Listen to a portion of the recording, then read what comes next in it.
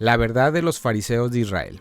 ¿Alguna vez habrás escuchado por predicadores o maestros que un mal cristiano es considerado como un fariseo, como una persona mala e hipócrita que finge hacer el bien cuando hace el mal? Es como un símbolo de lo incorrecto.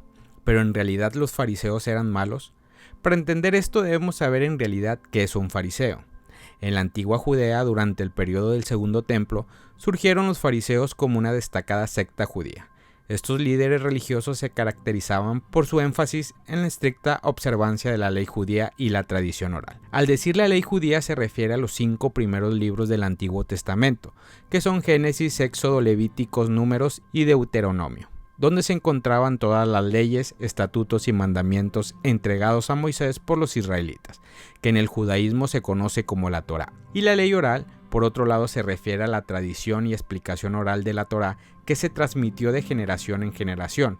Los fariseos, que eran una secta judía que se destacó durante el periodo del Segundo Templo, dieron gran importancia a la interpretación y aplicación de la ley oral. Recordemos que en la época del inicio del pueblo de Israel no existía la Biblia, como hoy día la tenemos al alcance de nuestras manos. Y la única forma que los israelitas pudieran saber de la palabra era por medio de la ley oral que eran enseñadas por los fariseos. Y era un mandato hecho por Dios que es conocido como la Shema. Y se encuentra en Deuteronomio 6 que inicia diciendo: escucha a Israel. De aquí proviene la ley oral. Los fariseos se destacaron por su compromiso con la observancia rigurosa de la ley, interpretando y aplicando la Torá de manera meticulosa. Su énfasis en la tradición oral y la pureza ritual reflejaba su dedicación a vivir conforme a las enseñanzas religiosas. Aunque su devoción era evidente, a veces caían en la trampa de la rigidez legalista y esto causó un conflicto que hacía que las leyes fueran pesadas y que no fueran fáciles de guardar. Los relatos bíblicos documentan encuentros entre Jesús y los fariseos, revelando tensiones y desacuerdos doctrinales. Estos enfrentamientos subrayan la importancia de la flexibilidad y la compasión en la práctica religiosa, recordándonos que la esencia de la fe va más allá de las reglas estrictas. Un ejemplo de ello lo podemos ver en Mateo 23, en los versículos del 23 al 28, cuando Jesús critica la hipocresía de los fariseos y describe su enfoque en detalles externos mientras descuida la justicia, la misericordia y la fe interna. Pero al saber esto, ¿en realidad todos los fariseos eran malos? Decir que todos los fariseos eran malos es decir que todos los judíos mataron a Jesús, cuando hay mucha evidencia que a lo largo de estos estudios se ha revelado bíblicamente. Generalizar que los fariseos eran malos sería una respuesta equivocada.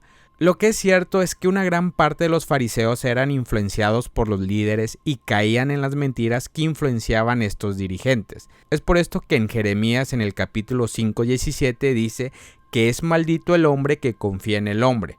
Porque en lugar de creer en Dios, estos maestros que tenían el privilegio de leer los mandamientos seguían mejor los mandamientos de sus líderes, los fariseos. Y aquí vemos nuevamente que Yeshua reprende a los fariseos en el libro de Marcos 7 del 6 al 7, que dice: bien profetizó Isaías de ustedes, hipócritas, como está escrito: este pueblo con los labios me honra, pero su corazón está muy lejos de mí. Mas en vano me rinden culto, enseñando doctrinas y mandamientos de hombres. ¿Pero en realidad Jesús sabía que todos los fariseos eran malos?